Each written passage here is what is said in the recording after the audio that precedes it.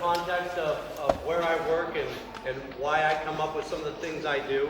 I work in a practice that has orthopedic surgeons, physios, chiropractors, massage therapists, and performance coaches. So my job is really quite simple. Keep the athletes who come into me for performance training, keep them healthy, and the athletes who come into our surgical center, our physical therapy center, get them healthy. And the number one thing that I look at when I think of performance training, it's not one or the other. Performance training is simply, how do I keep people healthy? I can look at increasing their vertical jump, increasing their speed, etc. If I'm doing everything right as a practitioner, I should be taking care of A and B simultaneously. I think a lot of times in practice, though, that's not the case. One of the biggest things is beautiful that Ian just presented before me, because I'm actually going to be talking about closed drills. Closed drills based on the consistency of practice and repetition. To me, to keep an athlete healthy, or to bring an athlete back from injury, I don't care the developmental level. I work with as young as 8 years of age and as old as 65 years of age. It's all over the board. And at the end of the day, it's about being in the right position. Proper position for force production and proper position for force absorption. Those two things right there will ultimately allow us to work, one, more efficiently on the field to beat our opposition, but two, put us in less stressful positions based on our joint structures. Now, most commonplace, I'd say the joint that we look at in non-contact injuries, let's talk non-contact injuries right now, the area that we look at that's probably the biggest cause of injury is usually the knee joint. Right? We can have soft tissue injuries, but at the end of the day, it becomes a knee joint. And the reason being is simply this. We have a foot that has a rear foot, mid foot, and a forefoot that all have triplanar motion. We've got sagittal plane, we've got frontal plane and inversion, eversion, and then we've got transverse plane with ab and adduction. However, think of it more pronation, supination with that. Then, if we look at our hip, we have the same thing. We have sagittal plane motion, frontal plane motion, and transverse plane motion. But if we look at the joint that's right in between those two areas, we look at the knee. And the knee has primarily sagittal plane motion. It has a little bit of transverse plane, but not much. So what tends to happen in sports with non-contact injuries, if I tend to go into a hard cut, and I've got great cleat wear on, I get stuck in my footing, I'm on field turf, I'm on a sticky surface, when my foot hits and I am not able to absorb and decelerate that force eccentrically, and my foot plants and my knee keeps going. And so those are some of the issues that we look at with non-contact injuries. We'll hear people talk about different ways, oh, that was too much shear force, that's too much compression force. The thing that we have to understand about force is it's pretty simplistic. The body absorbs force 4 different ways: shear, distraction, torque, compression. If I can work on the decelerative modeling of all those forces, I make a more robust and more stable athlete. So when I look at exercise, when I look at the drills that we're going to do today, at the end of the day, I strip the skin, I strip the muscles and say, how is the joint affected? But I need to understand this. I'm from Denver, Colorado. We have big mountains, a lot of snow, icy roads. And they've done a very good job of keeping cars on the road by putting this thing along the outside of the road to keep us from going off the mountain pass. What is that? The guardrail? Is that what keeps the car on the mountain pass? No, it's the quality of the driver. The quality of the driver keeps the car on the road. The guardrail is there in case the quality of the driver diminishes or the environment changes, and we need it. That analogy right there is how I view the neuromuscular system is the driver. The passive structures, such as ligaments, connective tissue, that's the guardrail. If the neuromuscular system is capable and can do its job, you really don't need the guardrail. It's a warm fuzzy, it's there, cool, awesome. It provides some support, I'm happy with that. But at the end of the day, if I can work on the quality of the driver, I really don't need that. So a lot of the drills we're going to do today, I think anytime we do an injury prevention type tasks, It's always single leg this, single leg that, jump, stick, and we're always looking at the vertical component, not looking at the horizontal component from many directions. And that's what we're going to look at today. So it's going to start off really, really simple. Again, talking about force application first, wanting to do force application correctly, and then working on force absorption once we've learned those pieces. Now, just like in Ian's talk, I just need 3-4 people. Everything we do will be truly very, very simple. I will do the more difficult tasks, but I do need about 3 or 4 volunteers if that's cool. Anyone? Anyone? And if you do volunteer, bring a chair with you. Bring a chair with you, please. Okay, steal somebody's chair.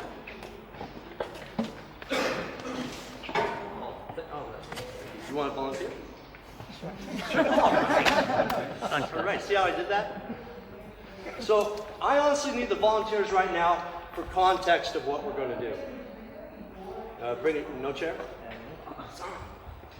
All right, we can use the box.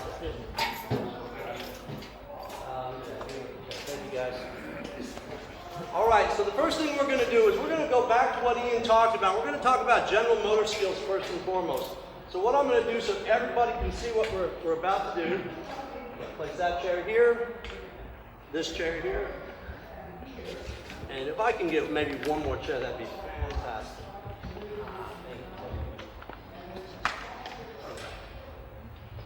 All right, so everybody that's out here, stand next to a chair. I'm going to demonstrate from the middle chair what I want you guys to do. A couple things we have to understand. I always tell my athletes I want them to do all the right things from the wrong positions. That sounds good in theory, but at the end of the day, it means teaching the correct mechanics and then allowing them to groove those mechanics, get the accumulation of workload so that they can recall when needed. When I bring an athlete back from injury, or even working on the front end of an injury, I typically teach my top end speed drills first. Top end speed drills, all we're going to do is hold on to the side of a chair. You guys watch what I'm doing. I'm going to say a few take-home points quite a bit today. The first one is joint position dictates muscle function, and posture is priority. When we're looking at soft tissue injuries, hip flexor pulls, hamstring pulls, it's not just the workload was too much. You're usually producing force in the wrong position, the wrong placement. Your strike was too long out in front of you. Your backside recovery was too far behind you. That's why we end up having soft tissue injuries typically. Are there fatigue factors? 100%. But usually it's improper mechanics. So the first drill that we're going to do here is a drill that I teach to my athletes. I show them. I don't explain too much on the front end, all the intricate details, but I have them start with their foot on the ground, strike the ball of the foot, pull the heel up by the rear end, and then pull through the opposite thigh. Strike the ground, pull through, reset. Now as I do this, I'm staying relaxed. For some reason, every athlete, when they think they're doing a speed drill, they want to put as much force on the ground. It's not about that. It's about learning proper position, proper timing. So right now I want to strike. What part of the foot do we strike on when we sprint? Ball of the foot. Do you know how many coaches I've heard over the years and still hear that say, run on your toes? You tell an athlete to run on your toes, you're going to deal with an athlete that doesn't generate fantastic force and acceleration or top end speed, and you're going to have an athlete that's always fighting patellofemoral type syndromes or some sort of patellotendinosis. So I strike ball of the foot in front of me or under me? Right under me. I always think about this. If I'm going to do yard work and I'm moving a wheelbarrow, do I want to push it or pull it?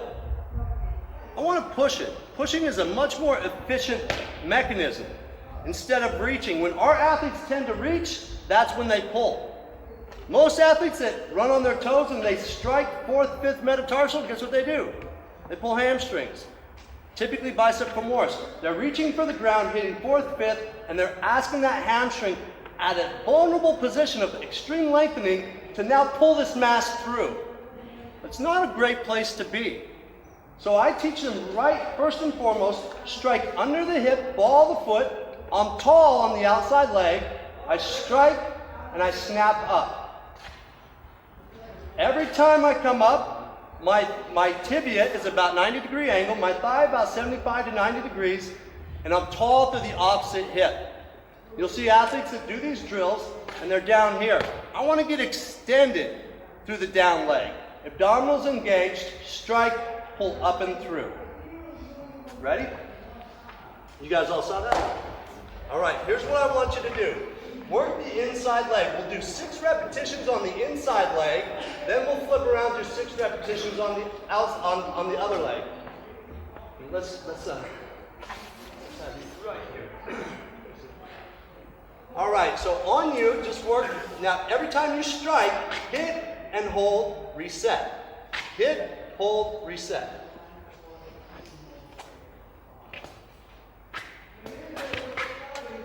When we strike, we want to make sure that we pull the toe up into dorsiflexion as we're recovering, because dorsiflexion is a fantastic mechanic to prepare us for ground strike.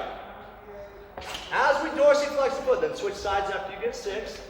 As we dorsiflex the foot, we're putting the muscles of the posterior lower leg on a stretch. Those muscles that are on a stretch now create stiffness in the ankle complex.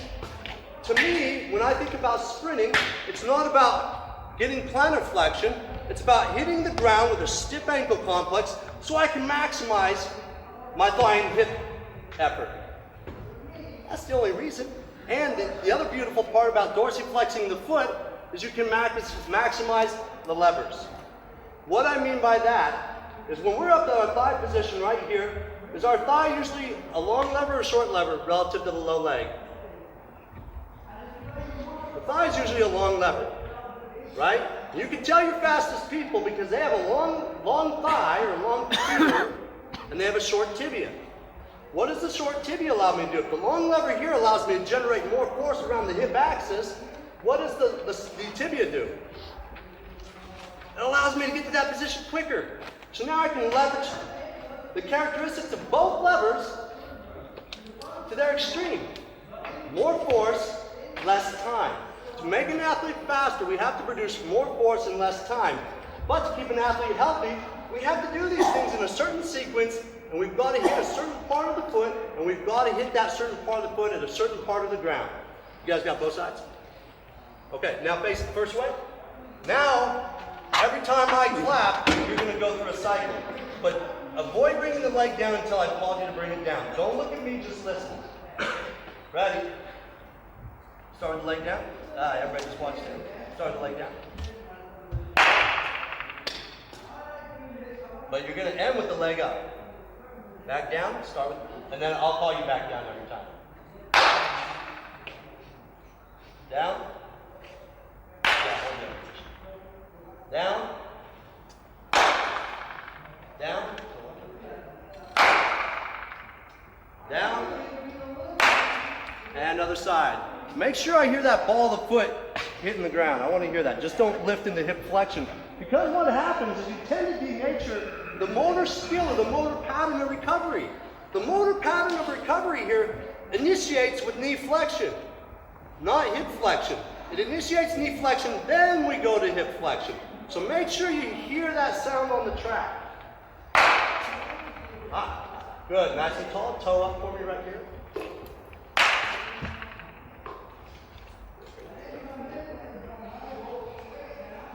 Down.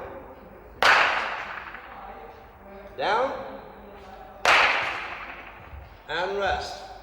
So the beautiful part, if I'm working with an athlete, all my athletes go through these drills. I don't care how advanced they are, how exceptional they think they are. I reteach them these drills because general motor skill or fundamental patterns are usually their weakest link.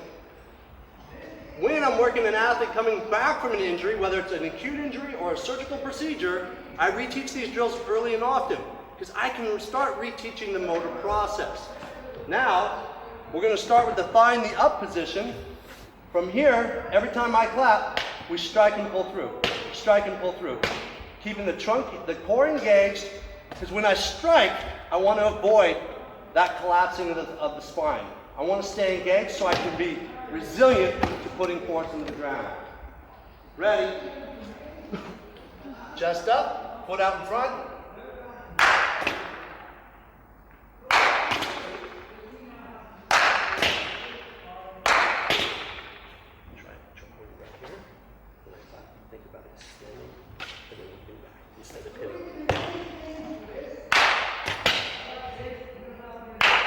Good, switch legs.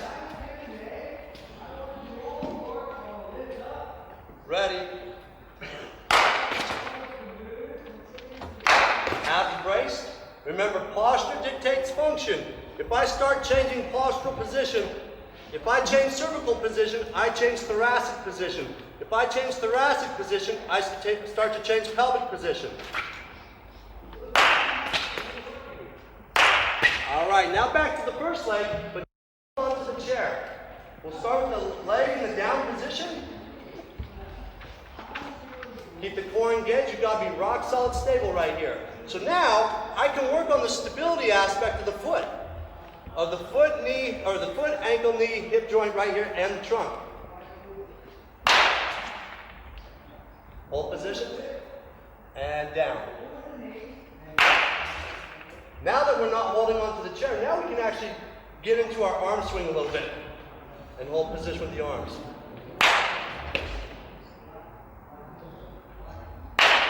Oh, sorry, I didn't call you down. Down, you listen. And other leg. You can just stand where you are. Ready. Down. Down. Down. Make sure you cycle and just don't lift up, okay? There we go. Down.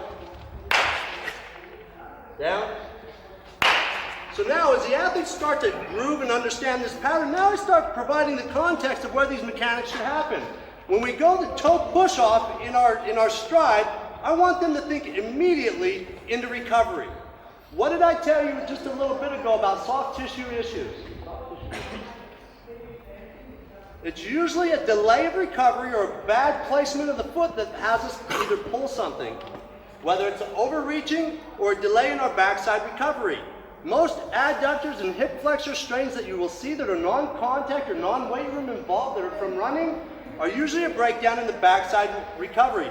What happens is the athlete pushes off the ground, they drift the foot back. Because somebody has told them to fully push, get triple extension, and really finish with the toe flick. As you do so, the tibia starts to flex at the knee. You start to flex at the knee joint, but as you do so, the thigh is still going back in a negative acceleration. As you do so, the rectus femoris is a two-joint muscle. So I'm putting this tissue on stretch as the thigh is going back, but now as the knee starts to flex, now I've just increased that stretch exponentially on the hip, on the rectus femoris. Sartorius as well. But then, if we look at the adductors, we have three adductors that serve as hip flexors. The pectineus, the adductor longus and brevis, they're all hip flexors as well. So a lot of time it's our delay in backside recovery that puts those tissues at a stressful position. So, as my athletes start to understand this pattern, now I give them context. They push off the ground. I want them to initiate heel action up to the rear end, simultaneously dorsiflexing the foot. That way I can shorten the angle of the lower leg and get faster recovery. So initiate knee flexion and then go into hip flexion. Now I've just created a sequence for them, but the best thing about it is a cycle. What do we know about a cycle? If I'm laying on one side, another side's going to sacrifice. So if I'm one of these athletes and I excessively toe push and I'm backside and I drift, my next stance or my next propulsive stance, based on timing, will be shallow hip flexion. I'm not going to get great force production out of that. Watch a 400, watch an 800, watch when the athletes start to lose it. And you'll start to see them drift backside and you'll see the position of the thigh is nowhere near a good position for great propulsion. So we always want to work on good recovery mechanics to maintain good force throughout a race, but at the same time, minimize the stress on the soft tissue. So, all right, next drill. As they've shown me, did we go without the hands? Beautiful. So that's my early on progression. Now we start taking it to transit mobility. Now they've started to groove this pattern. They start to understand what it's supposed to look like. Now how can we replicate this into something that is a little bit more skillful, a little bit harder? So now, the first drill I'll take them through when we come off the wall Working on the same cycling motion, but now I'm going to tell them to step over mid-shin. So tall, stepping over mid-shin. This is a nice easy drill called ankling, where you guys come on down. Now it's your turn. Tall through the hips because posture is priority. I'm going to step up and over, up and over. Most athletes are going to do this. But I always want to maximize or work on the skill of the cyclical action. Ready? And begin.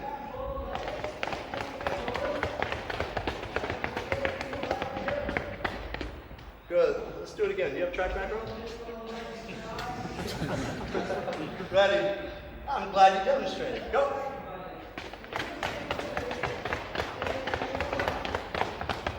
Beautiful. And here's a couple things that you'll see. Okay. The fastest people definitely have what? Best relative strength.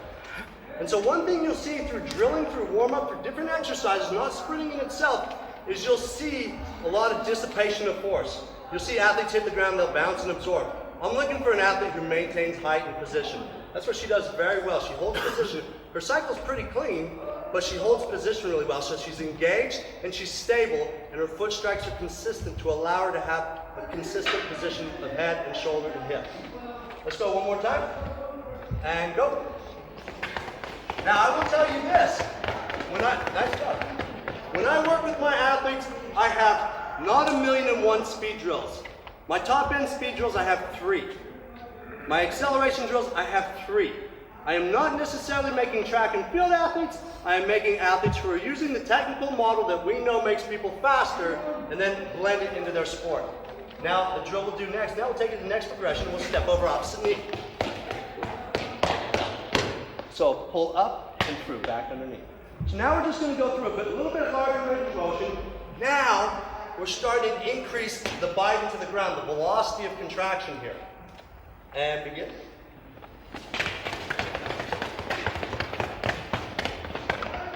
Turn around. Nice and tall. Do me a favor. So here's the beautiful thing about drilling. What you typically see in drilling is exactly a fault that you'll see with somebody when they're actually starting to take it to their run. So right now I had you were primarily a hip flexion recovery guy, you still are. And it takes time to groove these mechanics. Ready? Go. And you all see what I'm talking about? I don't know if you guys can see it. Maybe we'll do a couple reps this way. Will you do me a favor? Come over here and do one rep going that way. What's your name? John Wright. John Wright.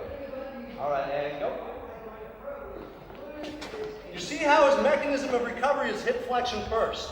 And that's something, I don't know how it is in your country, but in our country, when somebody's coming back from an MCL, ACL, whether it's a strain or an actual tear and reconstruction, we put them in braces. How is it over here? You guys brace them? Okay, so here's what happens. The mechanics, when you brace somebody, don't allow you to do what? They don't allow you to knee flex.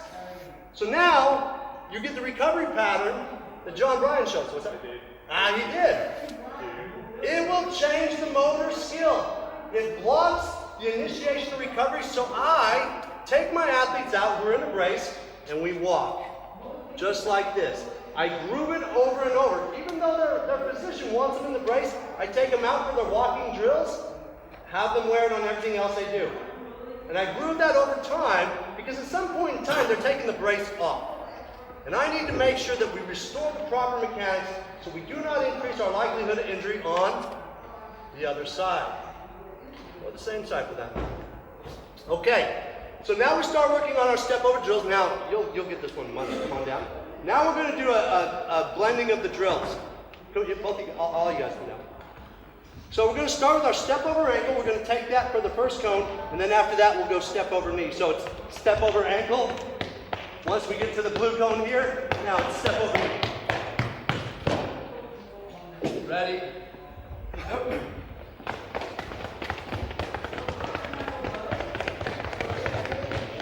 Good. These are very tough drills. They're doing a very good job. Let's do one more time coming back. Do me a favor, try to get a nice, gentle arm swing in with this one though as well. Try not to hold the arms rigid. Ready? Begin.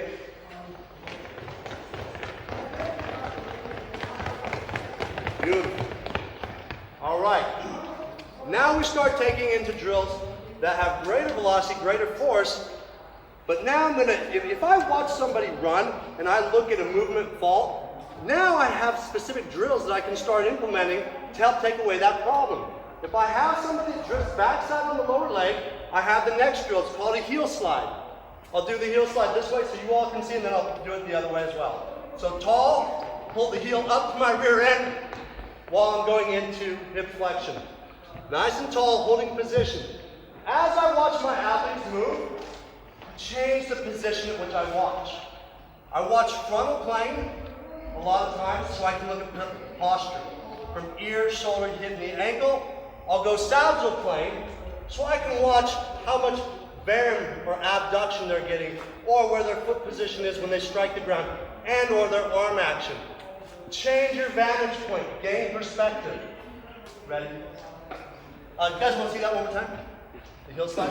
Oh, I didn't show you. So tall through the hips, pull the heel right up underneath the rear end. So I'm basically trying to smash my calf and my hamstring into each other. It's not a butt kick. I don't know why we still teach that. And it's not a high knee. It has something that has mechanical relevance. Ready? Go.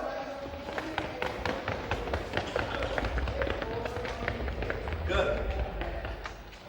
And on this drill, we can only do 5 yards is fine. Now, one thing I tell my athletes is make sure that you're not concerned with your speed from A to B, more the repetitions, how many repetitions you're getting from A to B, without being choppy, smooth and rhythmic. Ready? And go. Beautiful. So now, we'll transition it from the heel slide to the step over. Okay? So when you guys hit the cone, now we'll take it step over. All we're doing is working backside recovery, and now front side recovery and front side preparation. And begin.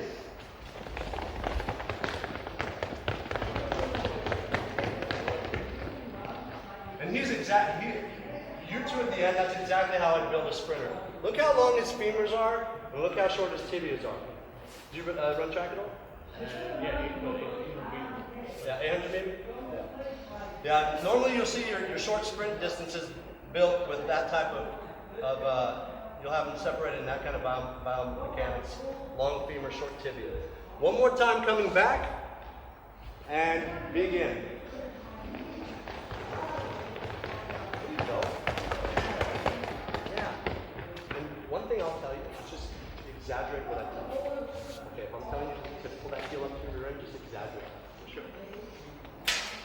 Now, all we're doing right now is working on position and force application setup. That's it. Again, minimizing the stress that we'll put on the neuromuscular system outside of our range where we want to produce our force, and accelerating our recovery process on the front side. As I was breaking down the mechanics earlier, I really spent a lot of time at minimizing waste on the back side. I don't know if I did a good job of saying what happens after that.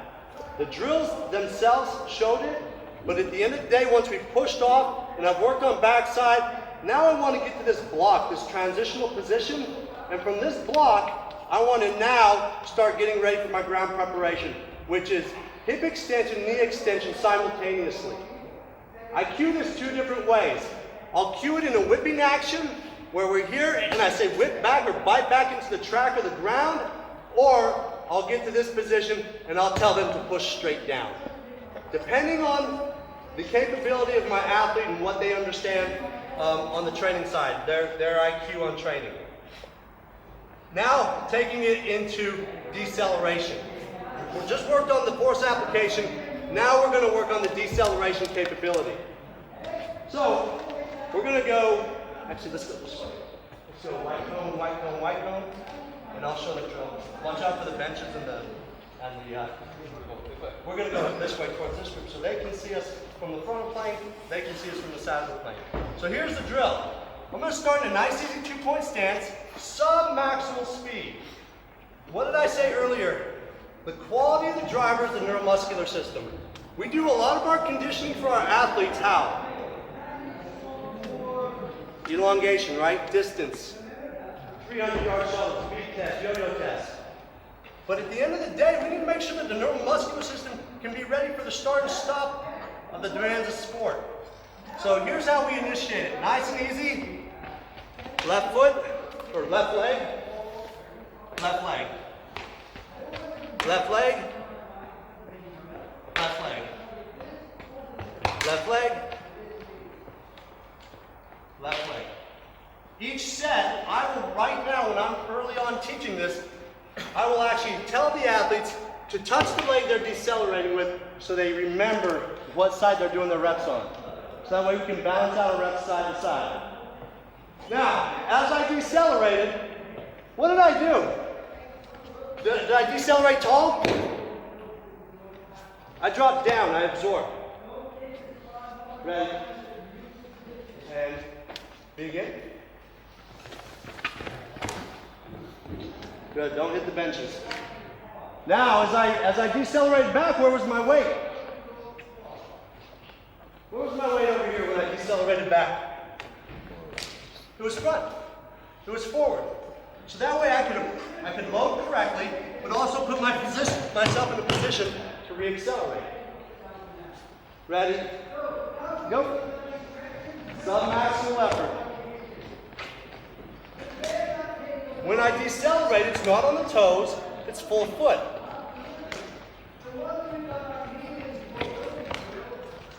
Now, there's always the argument of squatting and lunging with the knee coming forward to the toes, right?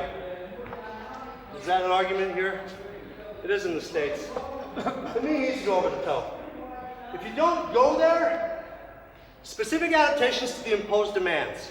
If you have not gone there and if you've not conditioned the tissue to be strong and stable, how is it to do that under the demands of sports?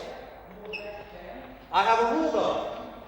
If I'm looking at a lunge pattern or a deceleration pattern, I'll let the knee travel in front of the toe as long as the calcaneus doesn't come up off the ground. My posterior tibialis, my soleus, my gastroc, my flexor digitorum, my flexor hallucis, that's their job, is to stop the tibia from going forward over the midfoot. You have to train that tissue to do its job. Ready? Begin. Beautiful. Nice and easy. Yes. Well done. And rest. Did you guys happen to switch legs on that one? Same leg? We have to do one more now. Sorry. You guys can see the angles. The cool thing from a frontal plane is you can see the efficiency of position at which they decelerate. You guys can pay attention to the quality of the position of the foot as they decelerate. All right, other leg. Go. Smooth, nice and easy, smooth. Submaximal. You will see when I coach, time, the inflection of my voice will determine what I want them to do. If I want a big accelerated effort or a high decelerated effort, you'll hear it. If I want to reinforce the submaximal, it's just nice and easy, learn the skill, you'll hear it in my voice as well. Now we have to, I said earlier, the 4 ways that the joint structures absorb force, what is it? Or express force? What were they? Shear, distraction, torque, compression. Right here when we go sagittal plane, tons of shear. Decent amount of torque. Here's one thing we have to understand about the foot. When the foot hits the ground, the foot tends to flatten, right? It flattens unless you have something artificial keeping it from pronating. Pronation is a great thing in the foot. It's something that we absolutely want to have. But it's the eccentric control of pronation that actually controls what happens up the chain. For example, golf swing. If I'm a golfer and I'm in my backswing of a right-handed golfing position, as I go into a backswing, my left foot is going to pronate. My right foot supinates. So this aspect, this pronation, this is something that happens when we cut into the ground. What happens when we pronate is the navicular drops toward the floor, the talus follows the navicular, and the tibia follows the talus into internal rotation. So if I excessively adduct or pronate, the tibia is actually corkscrewing into internal rotation. If I don't have the strength eccentrically to control that, bad things tend to happen. When we look at like a valgus, it's not necessarily the valgus issue that's the scary part. It's the internal rotation of the vertical axis of the tibia that is the problem. So we need to make sure we strengthen up the foot, but we also work the eccentric capability of deceleration in all planes. So now, I'm going to put the emphasis more into the torque component. So I'm going to accelerate forward, decel, decel, decel. Every time I do this, you guys can see my shins, they're parallel to each other, right? Most people when they do this, it's going to be out here. I'm trying to get them to learn to absorb in this pronatory stance on the outside foot. My left foot is pronated, inside edge. The inside leg, outside edge. Now I'm working the control of pronation and supination of both. Back behind, one more time. As I absorb, I drop down into it to make sure the quality of the driver doesn't rely on the guardrail. Ready? Yeah, you guys nice and easy on your own. And begin. These are skills. The art of deceleration is a skill.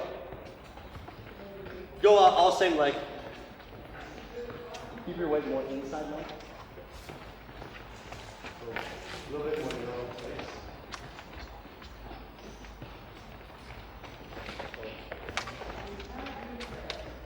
And rest. I'm going to show you guys one more time. I'll come toward you guys. So as I accelerate forward, hitting into these positions as I drop down. Okay? Ready? Begin. Other leg. Hold position. Hold position. Don't run back. Do that nice easy back foot back. Go.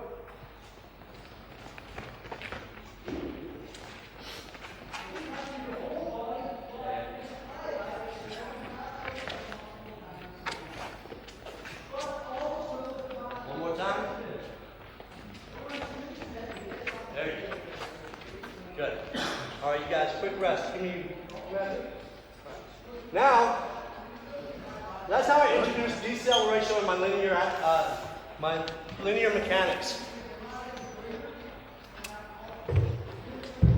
Now, we'll actually go into what the acceleration positions look like. So I'm going to have you lean into the box here, and all I'm going to have you do is hold position. So we've got good alignment with ear, shoulder, hip, knee, and ankle, and then you're just going to punch the knee up, and then back. Punch up. So I'm going to have Claire into a leaning position. So now, as I told you, I teach my top end speed drills first, and then I go into acceleration. Walk this just a little bit. Now I'm going to have Claire have the weight onto the ball of the foot, not the toes. That way we get a good stretch in the posterior lower leg. Head back.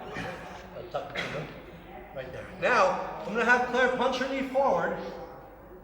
As she does so, I'm going to have her cast the low leg just slightly forward. So it's not necessarily a positive shin angle of both, but she's going to cast it slightly forward. That way, when we look at top end speed, I said it was cyclical.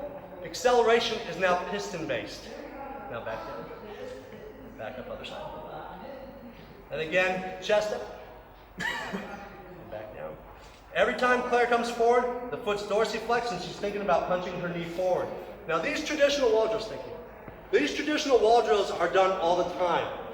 But usually, when I've seen them done in application up against the wall, the athletes put all their effort into driving the knee up. Earlier, I said to be faster, we had to produce more force in less time. Well, she might be getting up to a high position where she can produce a good amount of force, but it's going to be in more time. So if you saw where I kind of managed her position, was punching the knee forward with the foot barely off the ground. That way she can drive back down to the ground, but she still has the setup of the shank of the femur and the tibia to generate great torque into the ground. So our progressions off of this, and I'll just say Claire for these, but if you guys might say enough for that. She'll start with one leg up, and I'll just have Claire march. The whole time I'm looking to see what happens from a postural position.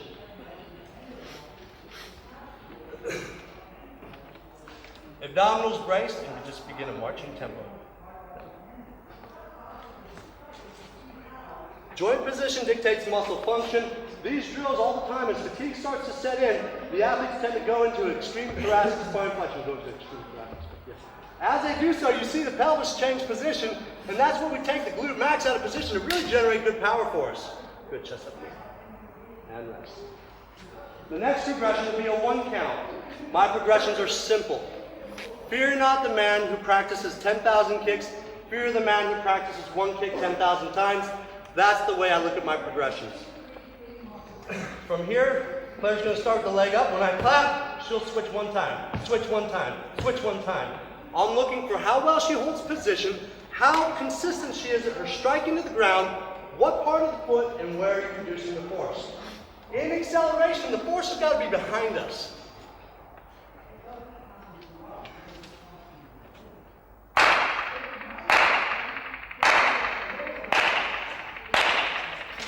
And rest. Well done. I picked a sprinter to come up perfect.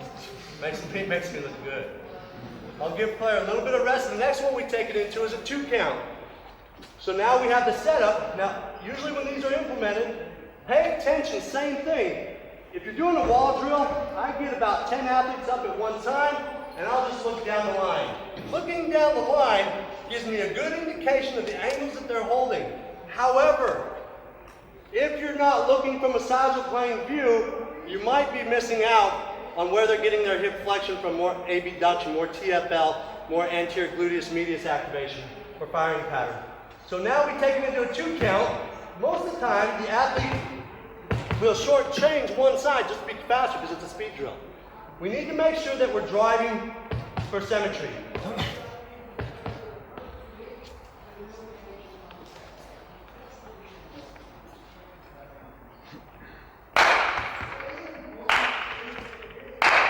And rest. I have a rule with my athletes. The better you do, the quicker we move on. The better proficiency, the faster we go through our progression. It gives them an accountability and a buy-in and a confidence based on competency that I feel that they're doing the drill well. The other thing that you must keep these drills are very invasive. If you have not had an athlete that has done sprint work and you put them into a drill like this and you tell them to attack the ground, they're going to have some major DOMs the next day, but you also have to be smart because the angle of inclination of the tibia, or of the angle of inclination based on the extreme dorsiflexion that we get on this. Now we take it to a 3 count. I would have balanced her out with another 2 count with the other side starting, but I'm going to spare her all the reps. Now we take it to a 3 count, chest up.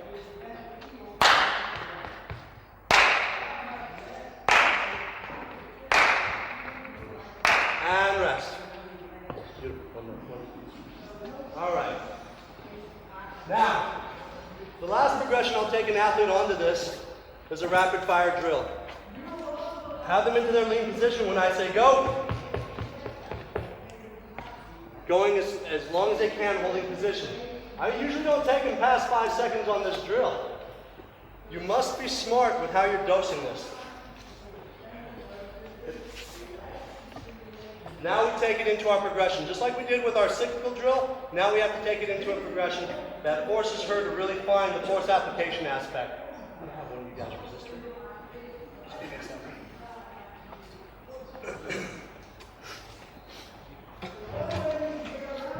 All right, so lean back a little more. So Claire, all you're going to do for me is you're going to start with the feet together. You're going to lean forward. Don't pull the waist shut. You're going to lean forward without breaking in the waist. I need you to put a little bit more weight behind it because I need her to hold position because now you're just going to march, okay? You're going to march with the same mechanics that you showed me on the wall drill march. Ready? Begin. Yep. Good. Now you can let her move forward a little bit. There you go. Now we're just trying to group that same pattern over and over. So now she does want that hip flexion dominant recovery pattern. And walk it back. Here's what I want. A little more lean. I always tell my athletes in any drill we do, if you don't start in a good position, you're not going to find it. We didn't start in an optimal lean. When you avoid starting in an optimal lean on this drill, it's very hard to find the shank position on the punch forward, and it's really hard to feel the force application back into the ground. So a little more lean. Trust him. Gain the trust. And then just go for it. When you're about to lose it, go for it. Yes. Now you feel the drive, right? And rest. That's what I mean by the force application has got to be in the proper direction so we get the right guys doing the job. Most of the time on these drills, I see a straight down drive. And that's when athletes run into shin splints and patellar tendinosis issues as well. You've got to complement the direction you want to go. If I want to go that way, I've got to push behind. If I want to stop, I've got to place in front. If I want to shuffle, I have to push away. We have to work around the center of mass with our levers. One more time. Oh, beautiful. And rest. So you can see as she started to go, they lost tension on the lean, her torso went vertical, and her strike went more vertical, and her heel went up to her butt. Remember, we want to practice the same repetition over and over and over so we can groove this thing. We'll get one more for you, okay? I promise you're almost done. Athletes that tend to get a lot of shin splints are your toe strikers as well. Because when I hit ball the foot, I actually utilize the posterior lower leg in an eccentric fashion to give me that propulsion. When I hit on the toe, I drive straight down that tibia.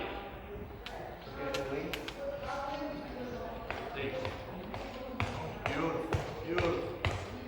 And rest.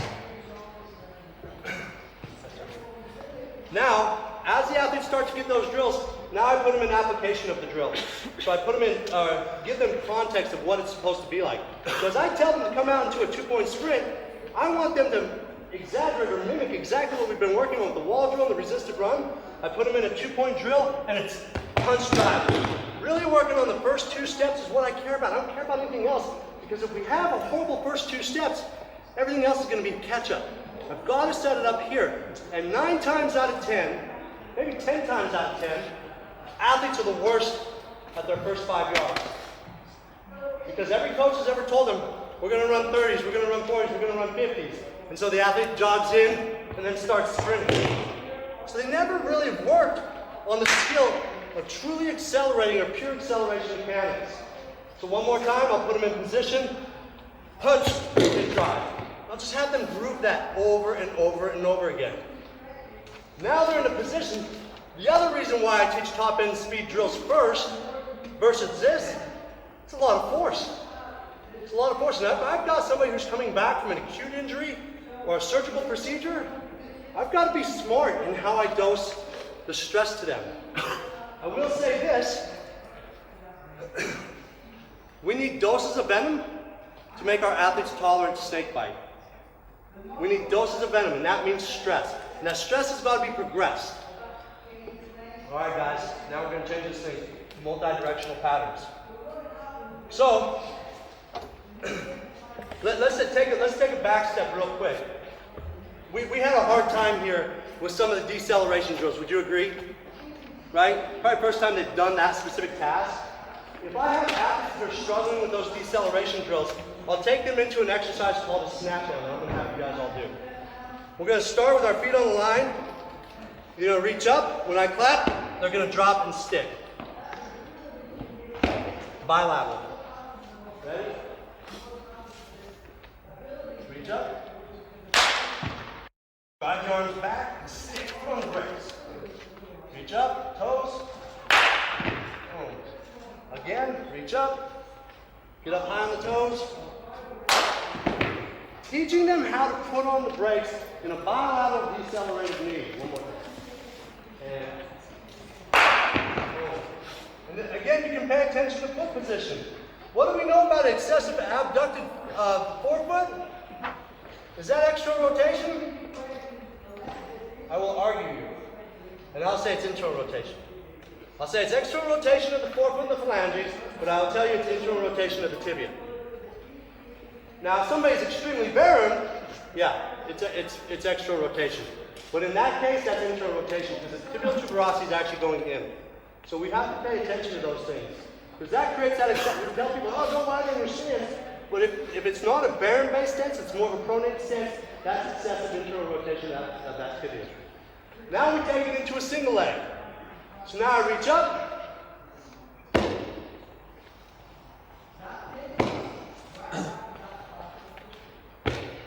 And I put on the brakes each and every time. my front foot, my deceleration foot is flat. It's not toes, it's flat footed. Ready, reach up. Step it back. When we hit, everything's got to engage. Right? It's not just hitting flat. When I hit, everything sticks. Ready? Back up.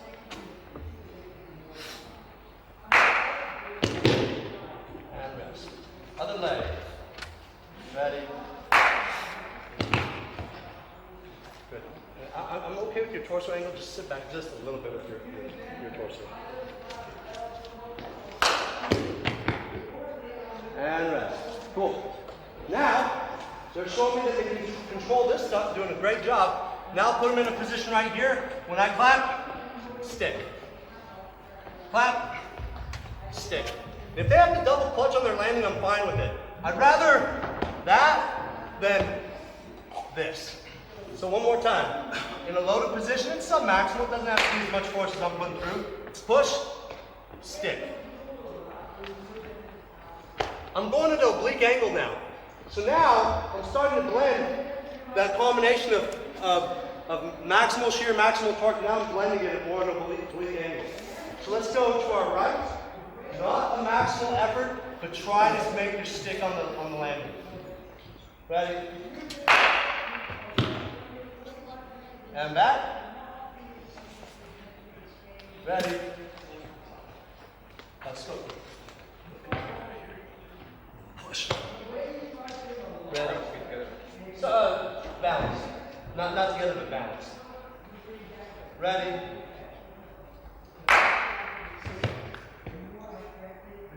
And back. A little bit harder, right? One more time, going to our right. Ready?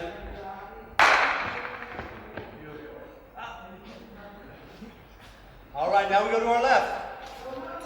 Ready? Athletic position. Okay. Flop back. When do non-contact like ligamentous injuries happen? What's that? When do non-contact ligamentous injuries happen? Eccentric phase under fatigue. Guess when I do these exercises, particularly these, when they're outside the teaching realm where my athletes have already learned them and done them, post-session. They may have just done a hard metabolic session, legs are gone, now I'm going to make them have to decelerate. Ready? Doses of venom. One more time.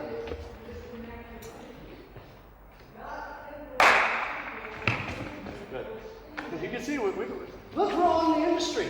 We're all in the industry. These are tough things to do. But there are skills that I would say is worth practicing. Now we're going to go straight lateral. So you can load up, push, stick. Load up, push, stick. We're going to go to our right. And load up. Good. And you'll see we want to fight that neutral foot. We want to find that neutral positioning. Not too much internal, not too much on the outside of the foot. Find neutral. Ready.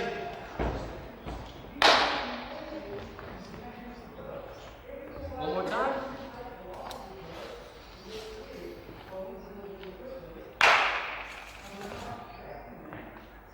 And we're going to go back the other direction. Now going to our left. Right foot pushes up the inside edge. Ready. And go. But we want to make sure that we load up, that we're not here knee flexing, we're loaded up here. Ready. And rest. And the last one that I'll do in the progression, I'll put them into a single leg position, then I'll have them turn and stick. I won't have, if you guys feel like you can do it, let's do it.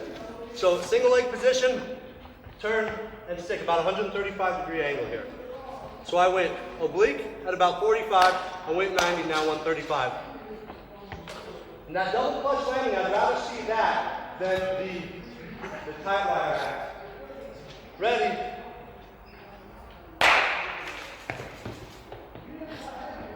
And back. One more time. Now you can see a lot of inability to control rotation, right? Ready? Yes. go 135, not 180. Too powerful. Too powerful. Now we go the other direction. Ready. There we go. Better. Better, better, better. Again.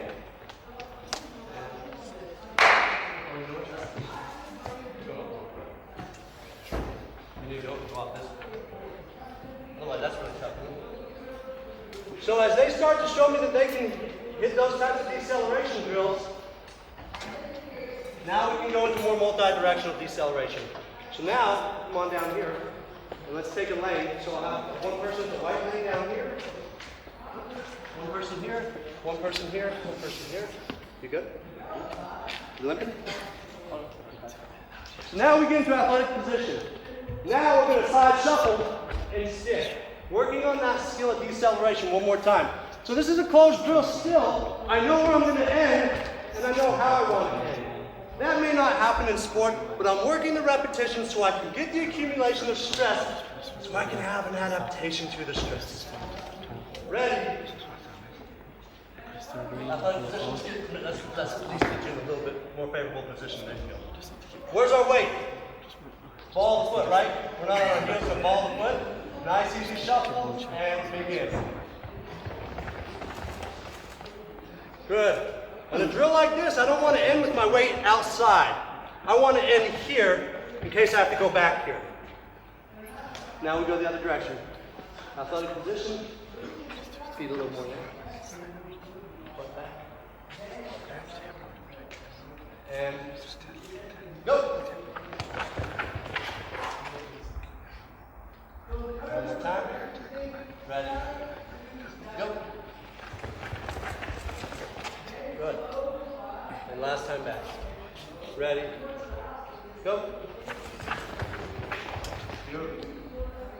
Now the next progression would simply be down and back stick. So now we're going to work on getting out of this break quicker and then sticking back. Ready. Go. Now, one thing I get asked a lot, when I actually decelerate, I do want my athletes to have their feet facing this way. As they shuffle, it opens up, that's fine. But as they decelerate, I want them to go here. That way I'm teaching them over and over how to decelerate in that position. But at the end of the day, in a reactive-based situation in sport, we never know where we're going to have to go. If I get caught toe out, I've got to change position of my foot. If I'm here, I've got more options to get out. Now let's do this in the reactive aspect. I'll say go. Every time I clap, it doesn't mean change as fast as you can. Every time you hear me clap, say, okay, get into the right position, decel, get out. Cool? So every time you hear me clap, go, come on. Let's groove this, let's learn this thing. Ready? Go. Just a shuffle. Keep going. And rest. Good. And just like Ian showed earlier, when he started throwing the ball out, we got into a little bit better athletic position. Again, I will say this, if you don't start in a good position on these drills, it's hard to find it once you're going. So make sure the setup is always priority, and then you initiate the drill. So now, I won't bore you guys with that drill today, but you can extrapolate these drills however you want. Take them into, now I can do a drill where I decelerate and decelerate. Now I start to blend the skills. So again, talking about it earlier, a lot of the time our prevention strategies are always a jump landing or a single-legged landing like I started with, but very rarely do they get into this component, and they have to. Just as we need the reactive need for agility movement, we must, one, learn these, but again, it's about tissue tolerance. Thinking about the adaptation of the neuromuscular system. All right, you want to go first? So accelerate up to the white cone, decelerate, making sure that there are different qualities right now. Excel, decel, shuffle, decel. And you just end there. Ready?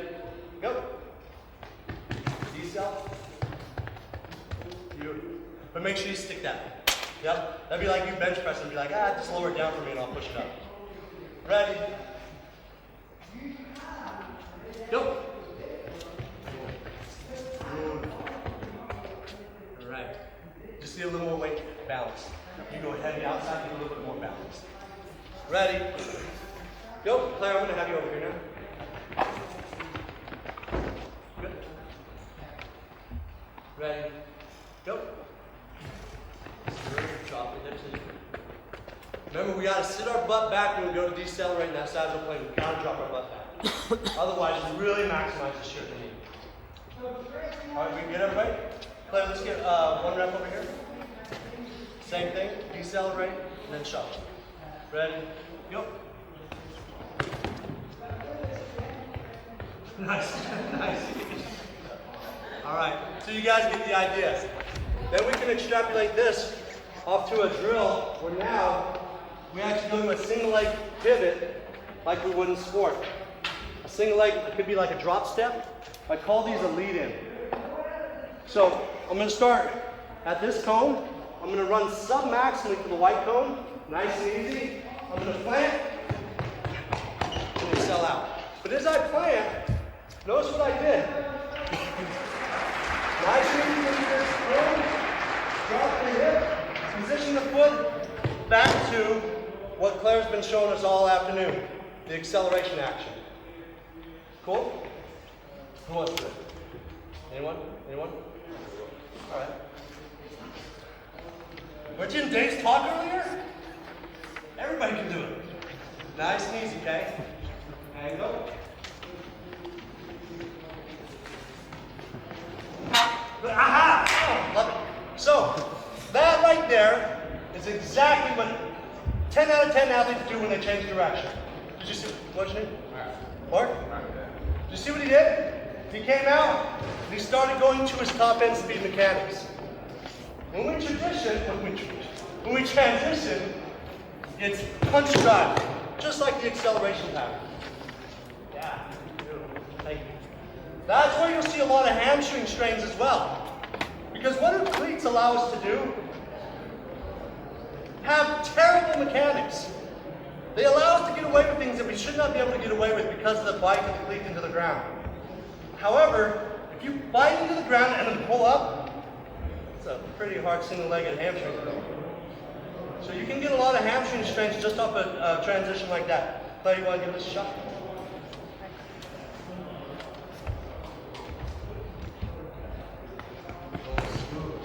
Beautiful. All right, very nice. And you have to be careful on that next step that it's not overreach. It's hit here, but it's very easy to go heel strike overreach.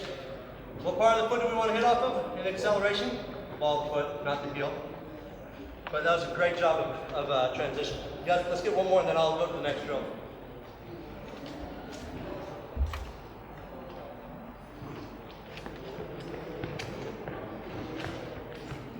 Just getting your athletes more coordinated, I don't think is ever a bad idea. Give them all the tools. Because the way I look at it is I never give my athletes an absolute of how they should move.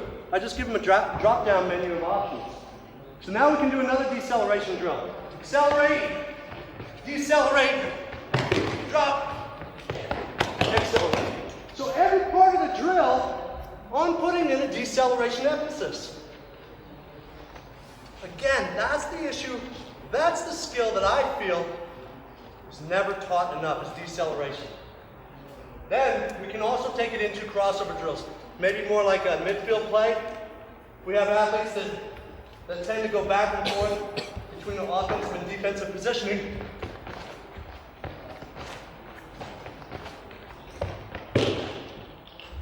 You make the drill.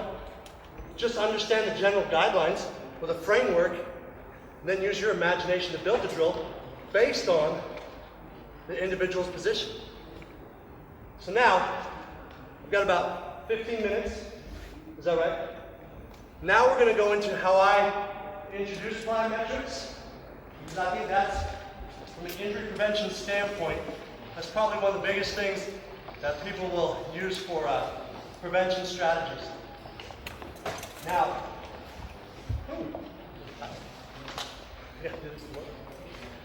So, first off, I start in setup. If you don't start in a good position, you're not going to find a good position. We always understand that the quality of the landing is going to be the outcome of the next overcoming phase if we're doing a multiple response flyout. So let's teach it early and often. So here's my progression. Full-footed landing. I don't care about hip extension. I care about positional landing. Sticking each and every time. Working on that, putting on the brakes. Ready?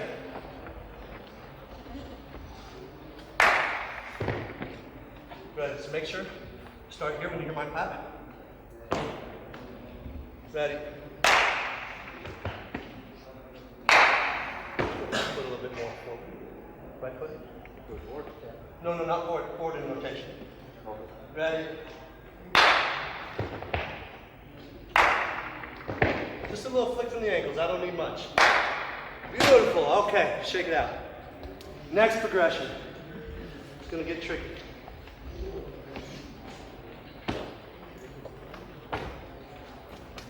Sticking each and every time. Low amplitude. Ready? We're going to go 3 down to our left, 3 back to our right. Ready? Get your arms going back before you jump. So, here, and then they help you through. Yeah. And you guys can watch. Did you miss one or did I? We did 3. See, I trust you. And let's go back to our right. Stick that landing.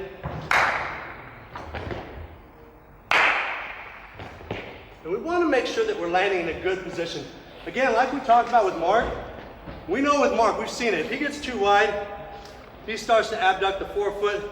I'm telling you, when you abduct the forefoot, the tibia is internally rotating. Particularly if you're excessively pronating at the foot. All right, now the next progression is now transverse plane. So I did sagittal, frontal, now transverse plane. So it's stick. Quarter turn. Every time I'm here, I'm turning everything on. It's just not my legs. It's the trunk, it's the hips, it's everything. Ready?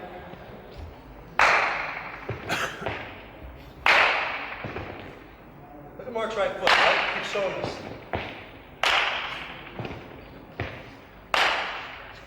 And rest. Now, this is another way I'll condition my athletes at the end of a session.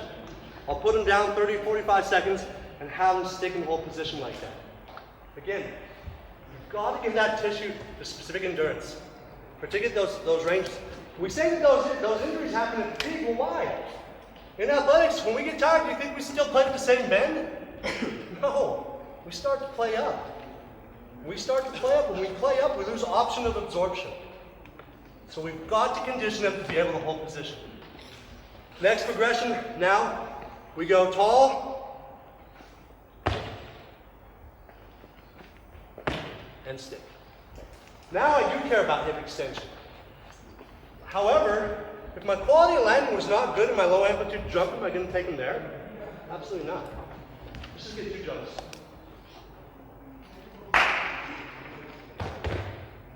Make sure we actually, and one thing, get the arm swing too. I think that's just a good part of the skill. Make sure if you're up, you're down, you're back up. The arms help you go vertical.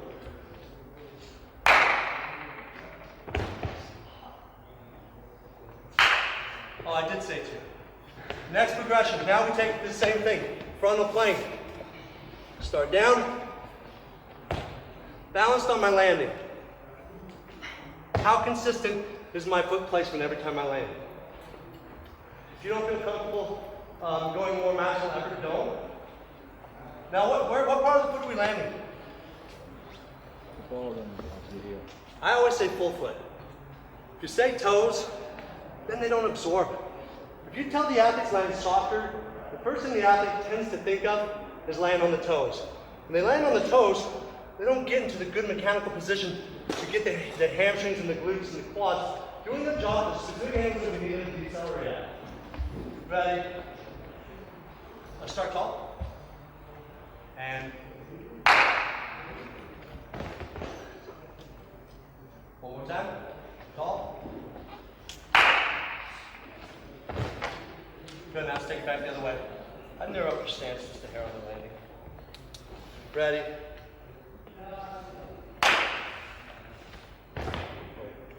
Now with you, with as much play as you get to feet, I would definitely tell you not to maximally jump on these. One more time.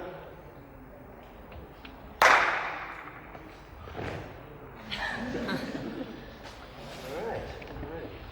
Now, last one in the progression. Now it's, again, I don't necessarily care about how much oomph. I care about when you hit, can you put on the brakes again? Not put on the brakes here. That's not going to help. You ready? Go to your right, quarter turn. All. Good, make sure you get your butt back on that landing. You've got to absorb through these guys. Ready? Yeah, much better. Again. Beautiful. How are legs feeling? Get a little smoke? Don't have to work out? Yeah. All right. Last series, I'm going to do 2 more series, and I'll demo those. So the 2 more series I'm going to show, this is another conditioning strategy I'll do at the end of the session. If it's been a multi-directional day, and I want to put a little bit more volume on them, but I want to teach them the art of deceleration over and over, I'll do a series of the pushes like we did. They have to stay down. They can't get up and out of it. They've got to hold position. As they show me great competency in that, it's push, push, push back, push, push, push back. So I'm constantly working on that theme of single leg decel. Then the very last one, it's push, push, push, stick. So now I'm putting together all those qualities of stress, shear, compression, distraction, and torque, all within really a controlled manner. But not just hoping that they do enough deceleration in their sport, balanced, that we create an adaptation of integrity or a more robust athlete, but giving them actual accumulation of stress so I can give them the doses of venom. Last drill I tend to end a lot of sessions with is typically barefooted. It's a single foot hop. It's here. They can't go forward until they've stuck. Double clutch landing. They show me they can do that well. Now it's a 2 count.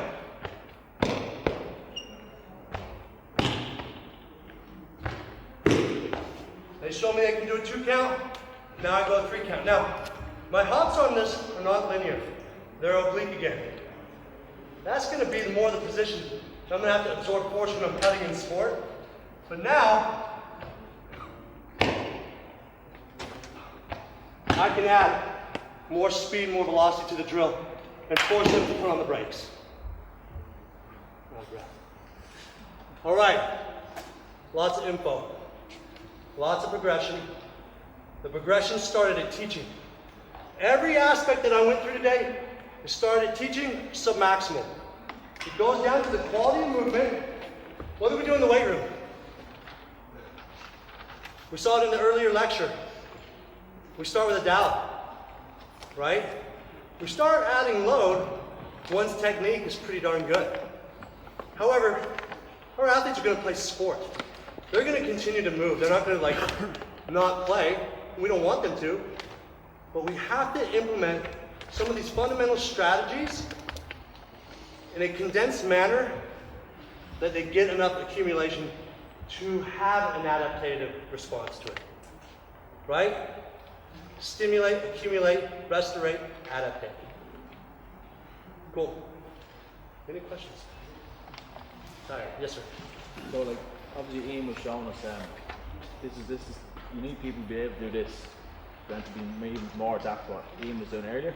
Because this is very structured. This is very close, very structured. Yeah. But to Ian's point, I don't believe that they live in separate worlds.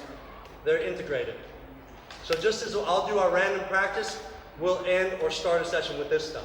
This is almost like our movement prep. And then we get into more of our randomized activity. You need certain people at a certain level doing certain things, obviously. Like, you know, when you go back from ACL, what you're doing here, yeah. you want them doing all that before they go out and start doing. Oh, for sure. Absolutely.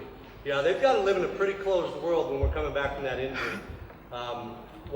The biggest thing that you're always looking at, whether you're implementing linear tactics, multi-directional tactics, is you've got to look at bilateral symmetry. If there's not bilateral symmetry, man, they're not ready to go.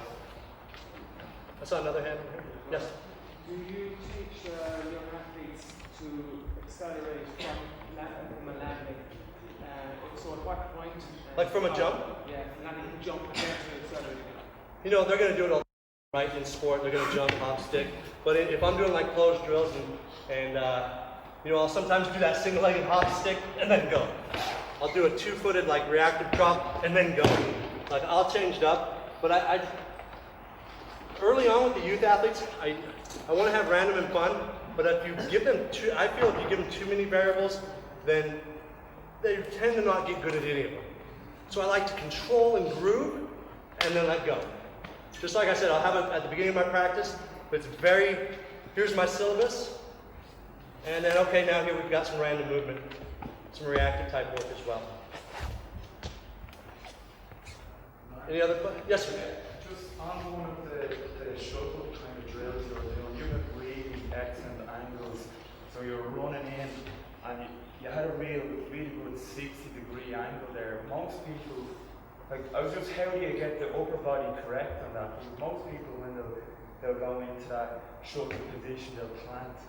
The upper body will nearly shoot forward because you'll break around the hip. What are you doing to teach or correct? I'm probably preparing on the front end. So I'm telling them as they go into that, to start turning the body as they get into it. Does that make sense? Almost like you would on a beat test, how you would prepare for that line.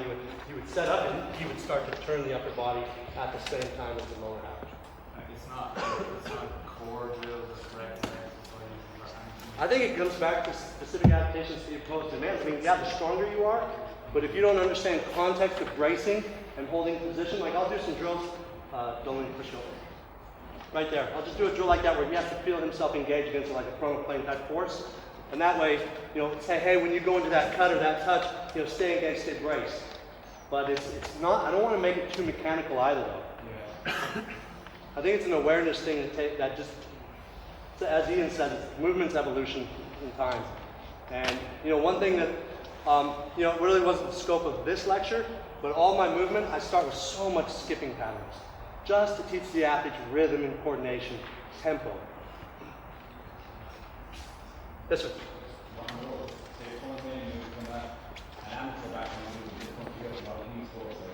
How much would you put that into? You put that in your training session? Would you put it into the warm up and you keep it in pictures all the time? 100%. Yeah. I put it into the warm up. Okay, two sessions would make it like. I have the unique perspective in mind where what I do, that I can make it a full session. I'm not the skills coach, and I've got free time with them. I can see my athletes for 2 times a day if I needed to. However, what I would do is pick some of those linear drills, have that be a part of your warm-up one day. Pick some of those multi-directional drills, have that be part of your warm-up. Have some of those jump landing progressions, have that as part of your cool down, or part of your ending component of your session. Yeah, I would just put in like 10, 15 minutes, ending just like, it doesn't have to be 100 contacts, just enough to groove that pattern under a little bit of fatigue as well. Make sure that they've learned it first on the front end before you use it in that strategy. But I mean, I would just find 10, 15 minutes where you can implement it. You guys were awesome. Thank you very much.